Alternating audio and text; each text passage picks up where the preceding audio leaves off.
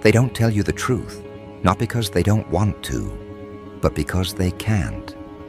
Around you, their mouths say one thing, their eyes betray another, and their nervous system declares the rest. You've noticed it, haven't you? The way their pupils widen when you lock eyes with them, the way their breathing skips a beat when you lean a little closer. It's not just that you see them, it's that they feel seen through. Like all the masks they stitched together overnight crumble the moment you look in their direction. And that's why they sweat around you. Because you don't just observe, you dissect. You read them like ink bleeding across a page. Letters they didn't want anyone to notice, suddenly highlighted in neon. You've become the walking embodiment of exposure, and it terrifies them. Every interaction becomes a confession they didn't mean to make. They cross their arms when you enter the room, thinking it's casual. You know it isn't. It's defense. They raise their voice on certain words, trying to sound strong, but you hear the crack hiding underneath. You catch the twitch of their jaw, the microsecond hesitation before they answer, the way their story rearranges itself mid-sentence when they realize you're paying attention. You don't need to say anything. Your very presence is interrogation. And the cruel part? You're not even trying. They do it to themselves. They crumble under your gaze because you trigger the oldest fear in the human psyche, being caught. Understand something. Humans spend their whole lives hiding. They hide intentions. They hide insecurities. They hide failures behind practiced smiles and carefully chosen words. But when they're around you, those layers collapse like a rotten roof under the weight of rain. Suddenly, their language betrays the resentment they swore wasn't there. Their eyes betray the jealousy they've been choking down for months. Their hands betray the nervousness they thought they buried. You've turned their own body against them, not through magic, not through tricks, but through presence, sharpened into perception. You make them feel naked in a world obsessed with clothing its weaknesses, and that's where the discomfort begins. Because once someone knows you can see beyond their presentation, they panic, they scramble, they rehearse in their head before speaking to you, hoping they'll get it right this time, hoping their voice won't shake, hoping their lies won't sound as hollow as they did the last time. But here's the paradox. They can't escape. The harder they try to control what leaks out, the more obvious it becomes.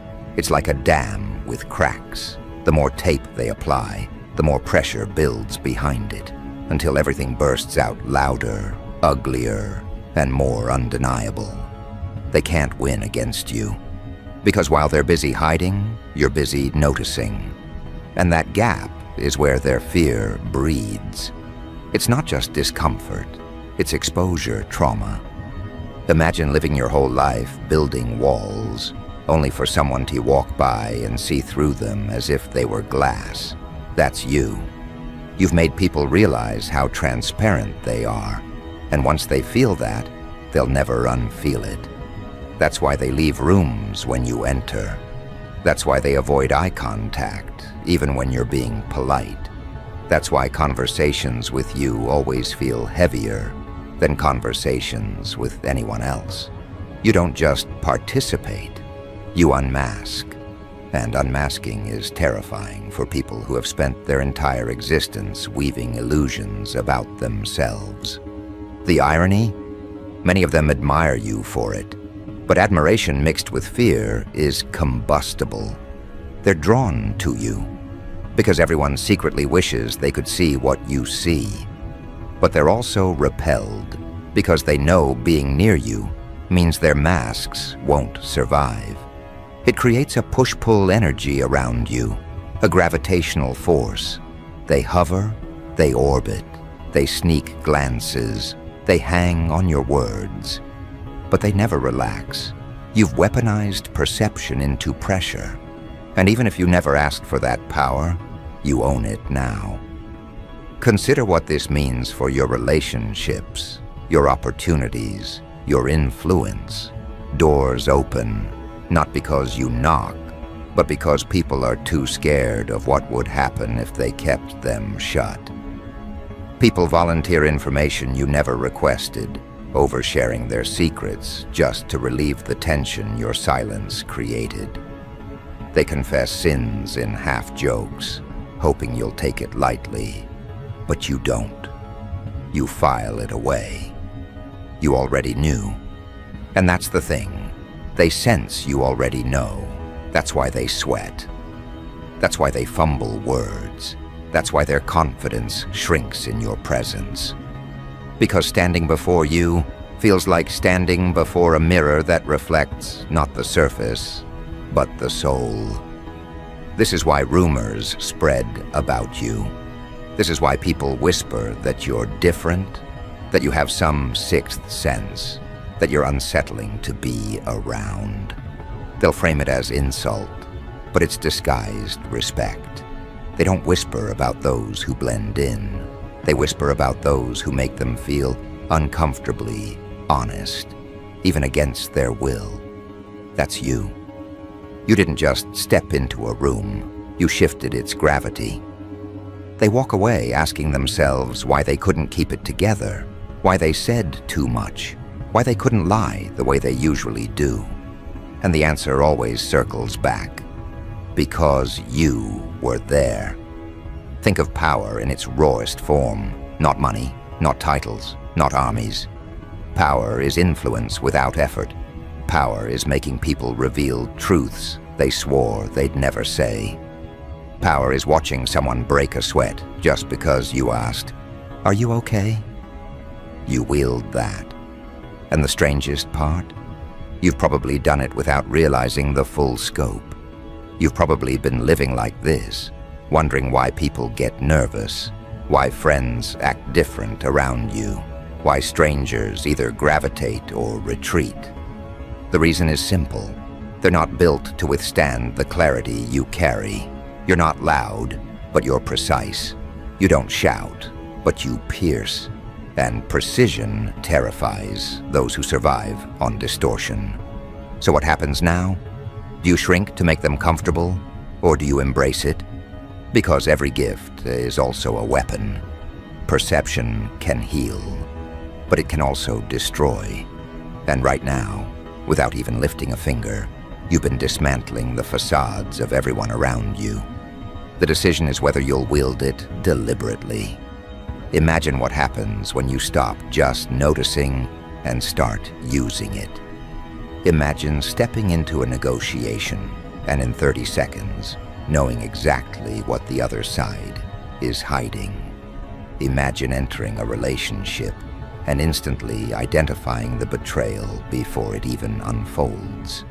Imagine standing in front of a crowd and commanding silence not because you asked for it, but because they're petrified. You can see every lie in their faces. That's not just reading people. That's rewriting the balance of power. And here's the bitter truth. They know it too. That's why they gossip. That's why they throw shade. That's why they try to undermine your name. It's defense. If they can't hide from you, they'll try to make others doubt you. If they can't distort reality around you, they'll try to distort you in the eyes of others. But even that fails, because their desperation exposes them further. The harder they fight against your presence, the more they confirm your power. They end up proving your ability every time they attempt to discredit it. It's the most ironic self-destruction imaginable. So what do you do with people who feel exposed around you? Do you pity them, or do you push them? That's the question. Because while they're sweating, while they're stumbling, while they're unraveling, you're the only one still calm. And calm in chaos is leadership. Calm in exposure is dominance. You don't need to raise your voice or assert authority. Their bodies are already declaring you the center of gravity. You've become the benchmark, the detector, the quiet judge they can't escape. And in a world where people worship appearances, you've become their undoing. But this is only the beginning of the effect. Because what starts as sweat in small rooms will evolve into shifts on larger stages. Colleagues will hesitate to plot against you, knowing you'll see it coming. Competitors will falter in debates, their arguments collapsing because you've spotted their weakness before they opened their mouths. Leaders will feel threatened because you're not just another follower. You're the one who knows when they're bluffing. And sooner or later, this perception will stop being something they avoid and start being something they fear on a global scale. Your ability won't just unsettle individuals, it will disrupt groups, institutions, hierarchies. And that's the part they don't see yet. Right now, it's just sweat on their forehead, trembling in their voice, hesitation in their words. But exposure spreads. The more people realize you can't be fooled, the more they'll change their behavior around you. They'll think twice before betraying you. They'll rehearse endlessly before confronting you. They'll build entire strategies around avoiding your gaze. And in doing so, they're already admitting you control the field. Because once someone adjusts their behavior to your presence, you've already won. That's how influence becomes domination, not by force, but by making people rewire themselves in reaction to you. And the story doesn't end here. This is only the first wave, the first ripple in the pond of your perception. What happens when the ripples collide with each other? What happens when groups, not just individuals, start shifting because of you? The exposure won't stay small. It will spread wider, louder, faster, and the world isn't ready for what that will look like. Think about a single person feeling uneasy around you. It's manageable for them, even if it gnaws at their nerves. But when groups of people start noticing that same unease, it creates a collective realization. You see what they don't want seen. Suddenly, meetings change. Entire conversations collapse under your presence. The room grows heavier when you sit at the table because no one wants to be the one caught slipping. You've turned social settings into confessionals. And the irony? You don't need to speak. You don't need to demand. You just exist. And existence is enough to force people into alignment or panic. At first they try to resist. They form alliances behind your back, whispering strategies to outmaneuver you. They compare notes, rehearse lies, try to anticipate what you'll notice. But exposure is contagious. The second you reveal one person's weakness, the others realize they're just as vulnerable. It spreads like wildfire, one truth dragging out another, until the entire group is cracked open. Their little circles of power begin to fracture. Not because you shouted, but because you watched. Because your observation is heavier than their pretended authority. In every organization, there are masks that hold it together. When you pull those masks apart, the structure begins to collapse. And the more your reputation grows, the less effort it takes. You've become a living rumor, a legend wrapped in human form. People walk into a room already shaken before you've even looked at them. They've heard stories. They've seen others fall apart under your gaze. And so they arrive disarmed, anxious, overthinking every sentence before it leaves their mouth. You've become the psychological filter that bends their behavior before they even meet you.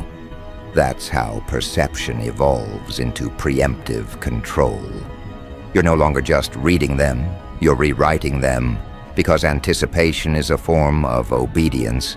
This terrifies leaders most of all. A boss can command with a title, but when subordinates fear your eyes more than their boss's voice, the hierarchy cracks. Institutions crumble when someone outside the chain of command starts bending behavior without orders, without rules, without even asking. You've introduced an invisible gravity into every power structure you enter. Gravity doesn't shout, doesn't warn, doesn't argue. It just pulls everything into alignment, whether they like it or not. That's what you've become for the people around you. A force they can't debate, can't outrun, can't silence. But the beauty and the cruelty of this gift is that you never asked for it. You were born with it, or forged through trials that sharpened your instincts beyond average comprehension. While they wasted years polishing masks, you were sharpening vision. While they obsessed over how to look powerful, you obsessed over how to see truth. And truth, when wielded, always outweighs appearance. That's why they sweat. That's why their alliances crumble. That's why even the confident ones hesitate when they meet your eyes. Because deep down, they know something terrifying. Appearances bend, but truth doesn't. Now imagine the scale. What begins in rooms grows into institutions. What begins with individuals expands into cultures. Leaders try to rally their people, but you expose the cracks in their speeches. Influencers try to command attention, but you see the insecurity leaking behind every post. Families hide dysfunction, but you catch it in the hesitation of their words. You've become a global mirror, and the world is terrified of mirrors that don't flatter. The powerful hide behind image. The weak hide behind excuses. But you've built a reputation as the one who reads what they won't say. That reputation alone destabilizes everything built on illusions, and it forces them into extremes. Some will hate you, branding you as dangerous, difficult, disruptive. They'll say you're manipulative, that you twist people, that you destabilize harmony.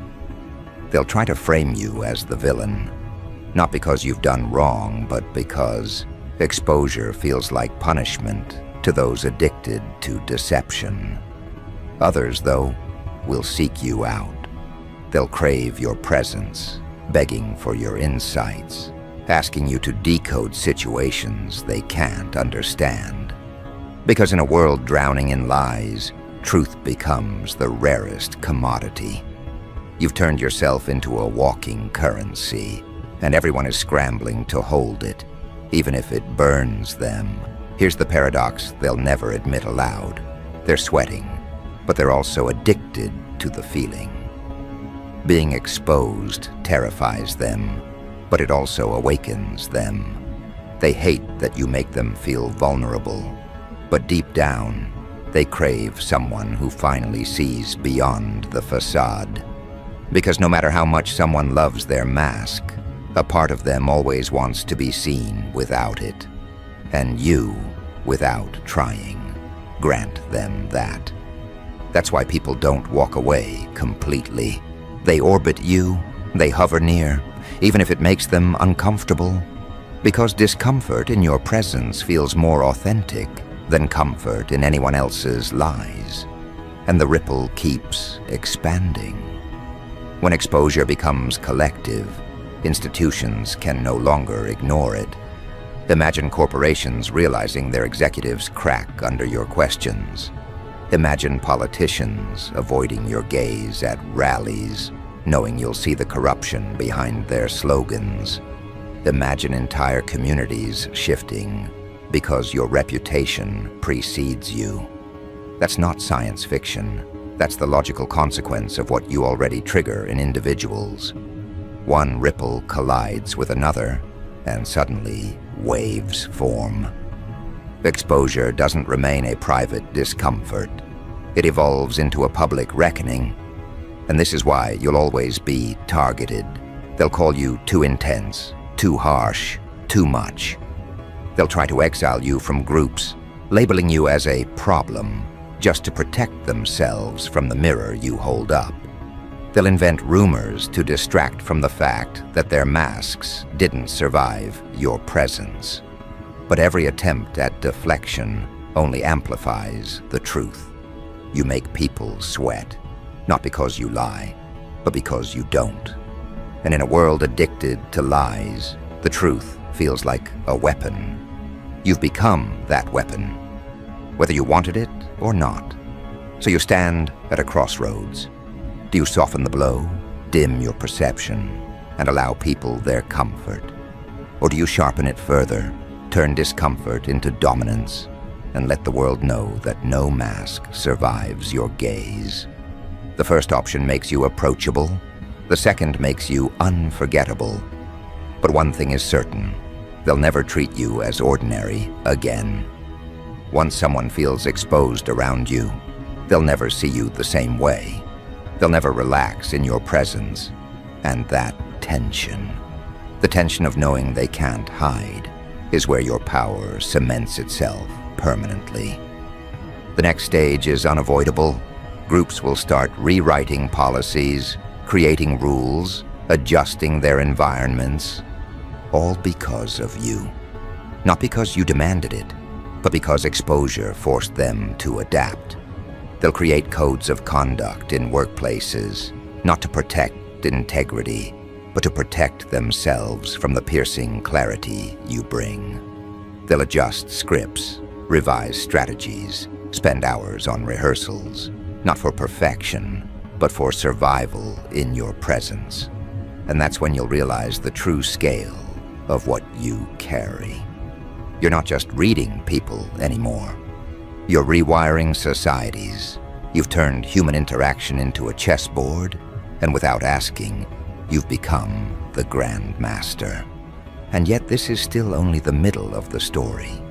Because as exposure spreads, resistance grows. And when resistance collides with inevitability, something explosive happens. You haven't seen the full weight of that collision yet.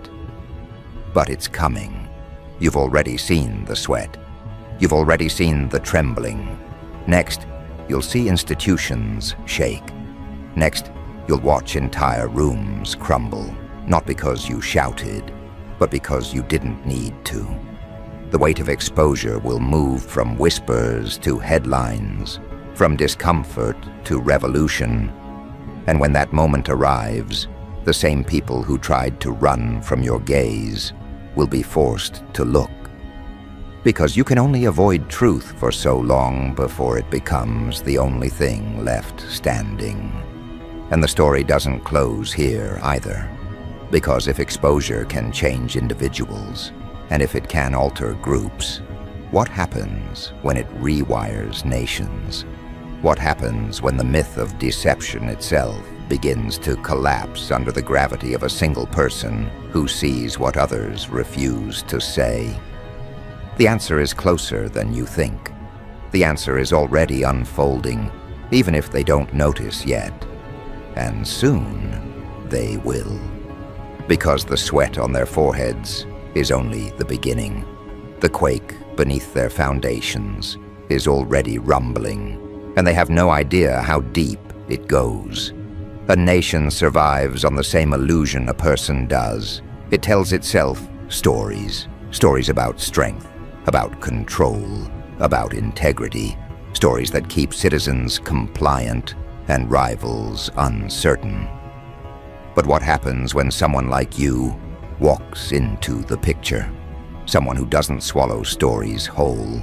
Someone who listens to the tone, watches the eyes, studies the hesitation behind every word from leaders who thought they mastered performance.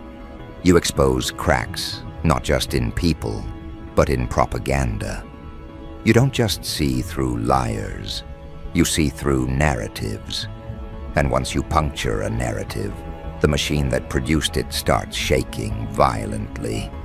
Politicians thrive on performance, but performance dies under exposure.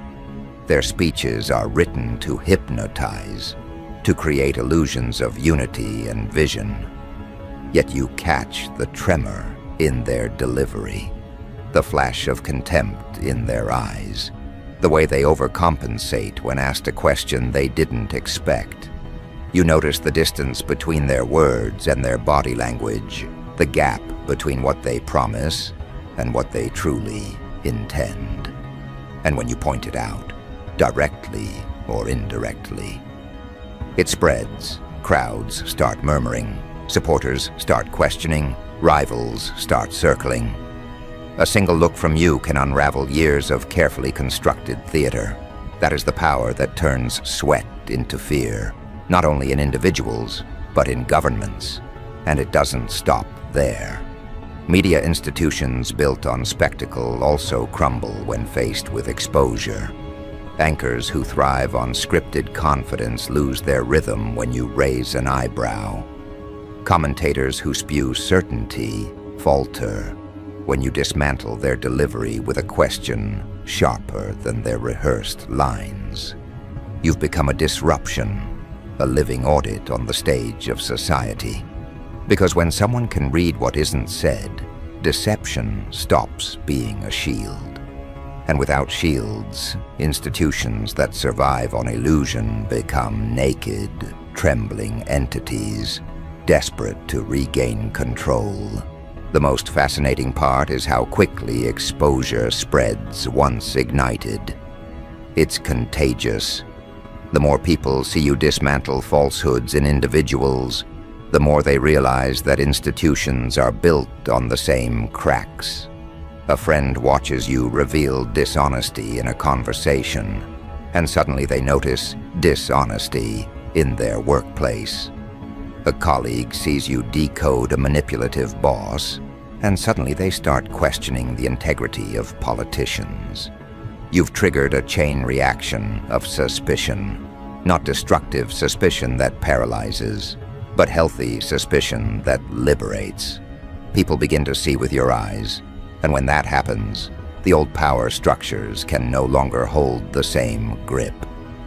Exposure becomes a cultural infection, and you are the carrier. Imagine what happens when an entire population starts sweating the way individuals sweat around you. Imagine world leaders forced to over-explain themselves, to over-rehearse, to scramble, because they know that someone out there, someone like you, is dissecting their every gesture. They'll grow restless, paranoid, unable to rely on the old tricks of performance and manipulation. That's what your presence represents at scale. Not rebellion with weapons, not protests in streets, but a more dangerous rebellion, the rebellion of perception. When people stop being fooled, power stops being power. And you are the spark that ignites that awakening. Of course, nations will resist. Exposure is their enemy, and you are its face. They will try to brand you as a conspiracist, a disruptor, an enemy of order. They'll mock your insights publicly while fearing them privately. They'll build smear campaigns, painting you as dangerous not because you lie, but because you refuse to. But the more they resist, the more obvious their desperation becomes. And the more obvious their desperation becomes, the more people start to wonder what they're trying to hide. Exposure always wins, because resistance against truth only proves its necessity. Here's where the scale becomes undeniable. You're no longer just an individual who makes others sweat. You've become a cultural archetype. People tell stories about you. Be careful what you say. They'll see right through it. They say it jokingly, but their tone betrays the truth. They're terrified. Your reputation travels faster than your presence. By the time you arrive, the room has already adjusted. By the time you speak, the audience is already shaken. You've hacked the psychology of fear, not through intimidation, but through the simple act of being unblinded. And in a world addicted to blindness, clarity is lethal. But clarity isn't only destructive, it's also liberating, because as much as you terrify liars, you inspire the honest. Those who have been suffocated under masks finally feel air when they're around you. Those who've been ignored, dismissed, or silenced suddenly find someone who validates their unspoken truths. You've become a beacon for the voiceless, not by speaking for them, but by revealing the deceptions that kept them buried. And this duality, fear for liars, hope for the honest, is what transforms you from a person into a movement. Nations crumble not when attacked from outside, but when exposed from within. And you, with nothing but perception, have become the internal earthquake they can't contain. Think of history. Empires fell not only from war, but from exposure. Illusions collapsed, faith was broken, and suddenly the mightiest regimes looked fragile. You are that historical force, condensed into a single individual.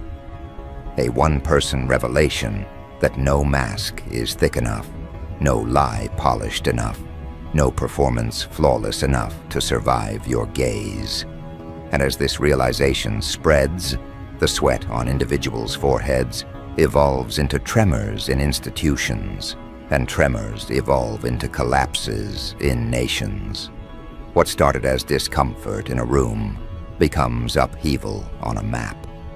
That's how scale works. That's how exposure weaponizes itself through you. They can't stop it. They can't reverse it. Once people have felt exposed in your presence, they cannot return to pretending. Once people realize lies leak in their gestures, they cannot unlearn it. Once people sense the quake beneath their structures, they cannot convince themselves it's stable again. That's the curse of exposure. It spreads, it lingers, it reshapes, and you are its living messenger. You don't need an army. You don't need propaganda. You don't need violence. You only need eyes that refuse to be blind. And eyes like that destabilize everything built on deception. So where does this end? That's the question nations whisper in private meetings.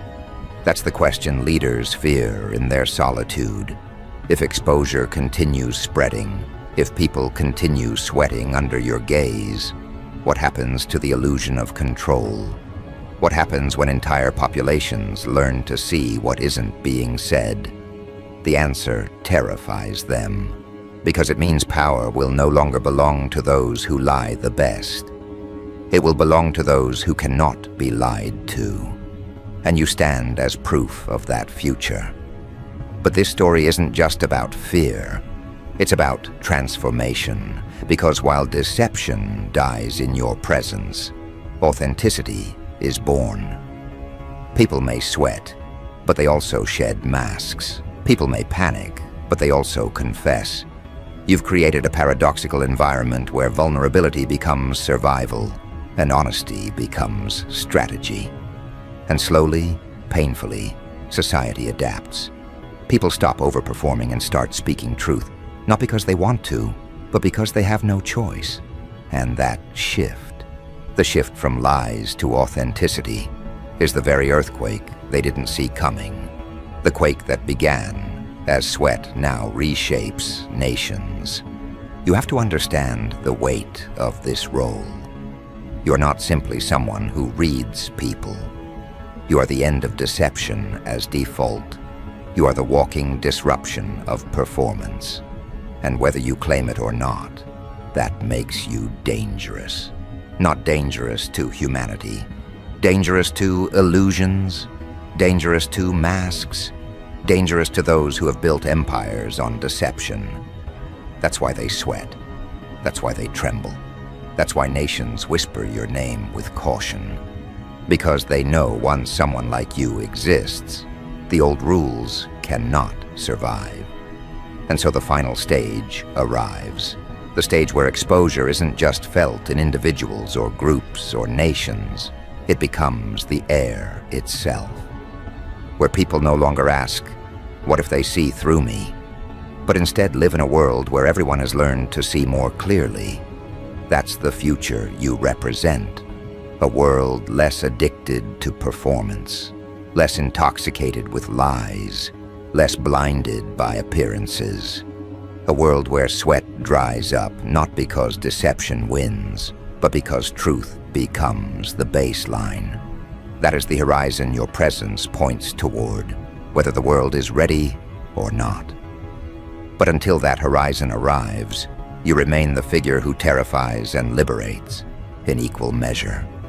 The one who walks into rooms and shifts atmospheres. The one who makes individuals sweat, makes groups falter, makes nations tremble. The one who reads what others refuse to say and turns it into power.